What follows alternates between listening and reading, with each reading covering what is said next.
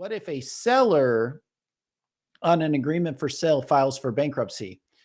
And an agreement for sale, also known as a contract for deed, a bond for deed, a land installment contract, depending on what state you're in, is basically a what we call an executory contract, which means that the purchaser does not receive fee simple title to the property. There's no deed that is put in the purchaser's name from the beginning. Instead, the purchaser is given an equitable interest, possessory interest, the right to make improvements and repairs to the property, and to basically treat the property as their own so long as they make payments to the seller pursuant to whatever the terms of the agreement for sale states. And then when they fully performed their monetary obligations and made all payments, at that point, the seller then provides a warranty deed to the property to the purchaser.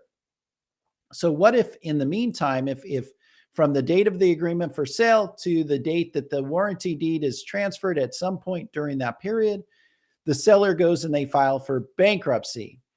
What happens? Well, in that case, the trustee has a decision to make. So basically, it becomes the trustee's decision. The trustee looks at this and says, okay, it's an executory contract. So what does that mean to me? What does that mean to assets of the bankruptcy estate?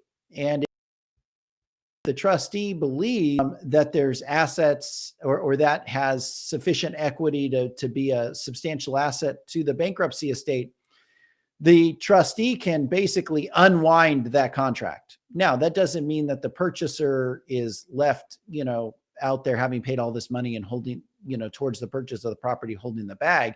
Instead, the trustee would basically unwind the transaction. The amounts that the purchaser has previously paid would have to be paid back. There would probably be other compensation to the purchaser, such as, moving costs, expenses, the expenses associated with if they paid any, previous commissions for the property, closing costs, moving expenses, those types of things, relocation expenses.